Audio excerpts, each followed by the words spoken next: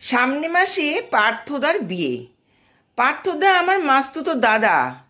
বিয়ে যে ওরা করছে সেটা আমি ছাড়া পরিবারের আর কেউ জানে না। কারণ চামেলিকে মাসির পছন্দ নয়, আবার চামেলির বাবা মায়েরও পার্থদাকে পছন্দ নয়।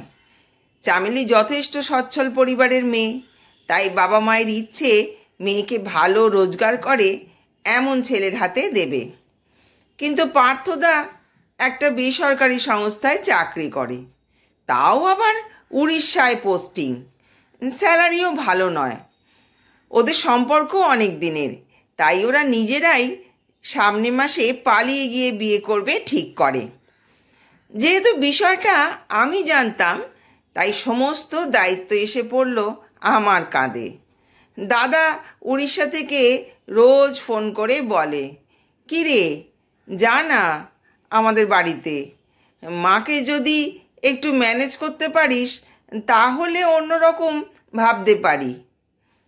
অন্যরকম আর ভাববে কি করে? চামেলির বাড়ি থেকেও তো রাজি নয়। আমাকে কি ওদেরও ম্যানেজ করতে বলবে? ওরা তো আমাকে চেনেই না। তোমার জন্য কি মার খাবো এই বয়সে? তার থেকে আমি ব্যবস্থা করছি, ছোট করে কাজটা সেরে ফেলো। মাসিকে রাজি করানোর চেষ্টা করব, তবে তার জন্য কিছু প্ল্যান করতে হবে, বুঝলে?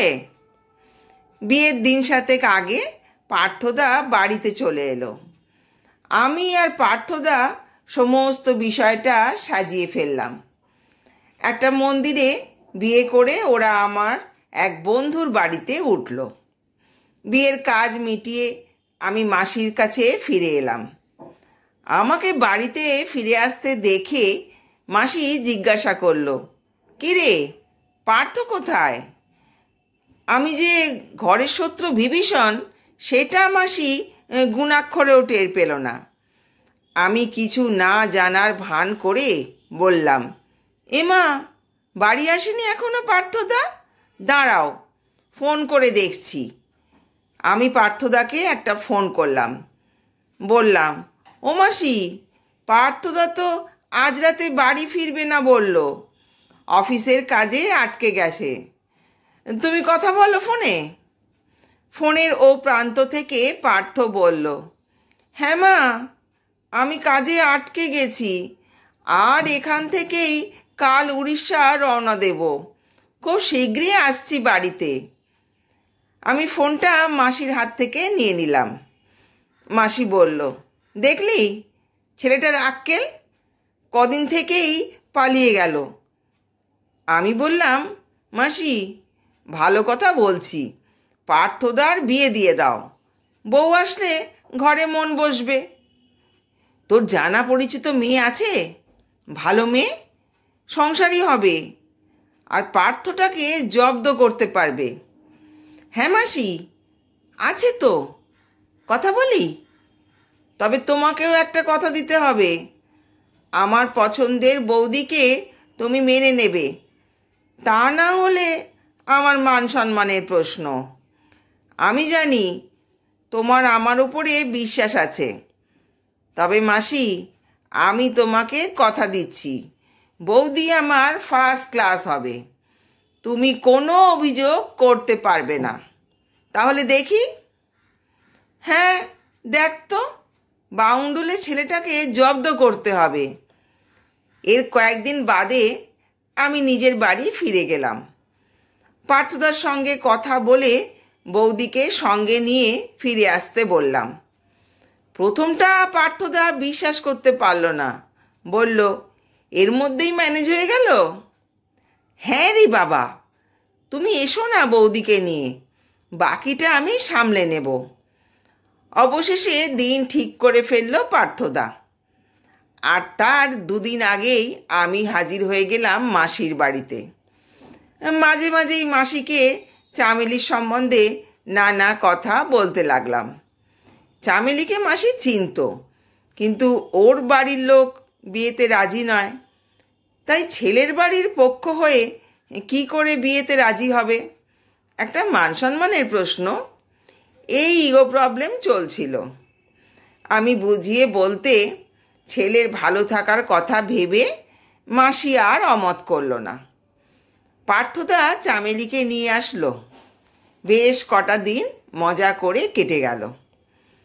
পার্থদার অফিসের ছুটি শেষ করে উড়িষ্যার উদ্দেশ্যে রওনা দিল। যাবার সময় পার্থদা আমাকে বলে গেল, মা আর চামেলি বাড়িতে থাকবে, তুই যদি এখান থেকে অফিসের কাজকর্ম কিছুদিন করিস, আমি তাহলে উড়িষ্যায় নিশ্চিন্তে কাজ করতে পারি। আমি মাসি আর চামেলির সম্পর্কটা কেমন চলে সেটা দেখার জন্য থেকে গেলাম। একদিন সন্ধেবেলায় ঘরে বসে মোবাইল নিয়ে ইউটিউব স্ক্রল করছি, সেই সঙ্গে হোয়াটসঅ্যাপে বান্ধবীর সঙ্গে কথা।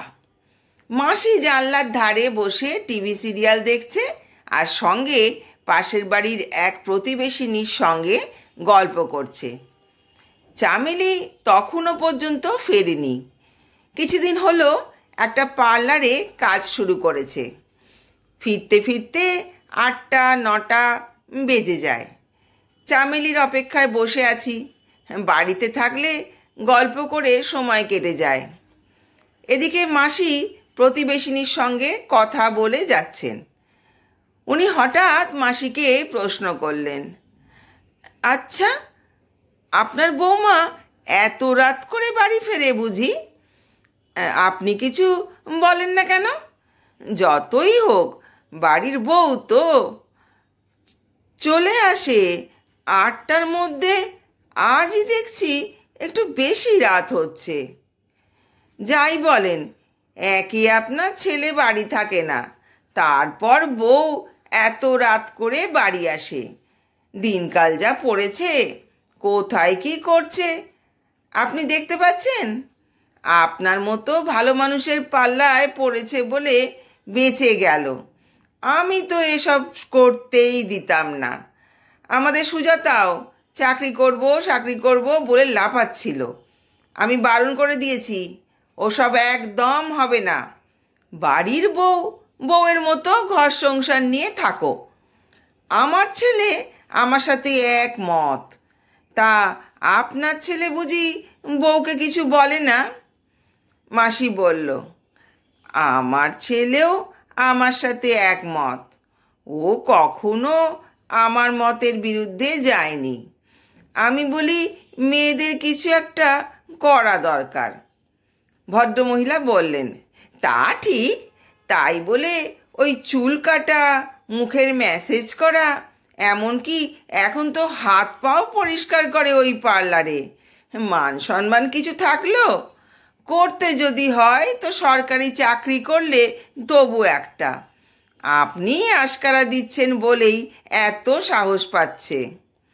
হাসকারা নয় ভাই, তবে একটা ঘটনা বলি, শুনুন।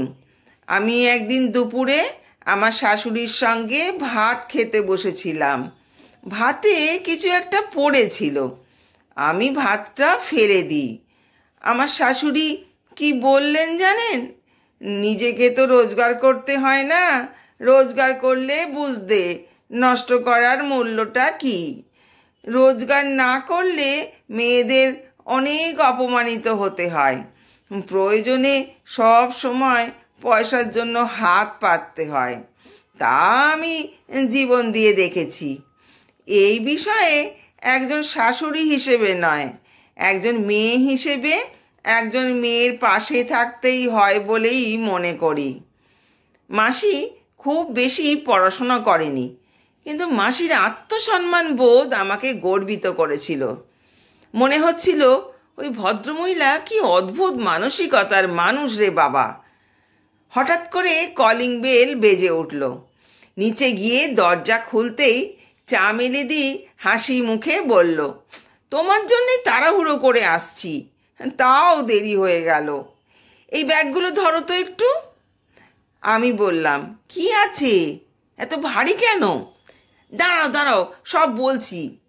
প্রতিবেশিনী মাথা উঁচু করে দেখতে লাগলো।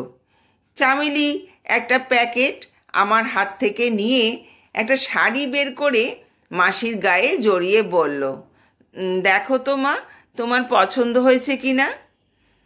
মাসি বলল, এসব কেন, তোমার শাড়ি কোথায়। চামেলি বলল, হ্যাপি বার্থডে মা, আজ তোমার জন্মদিন, বলে প্রণাম করলো।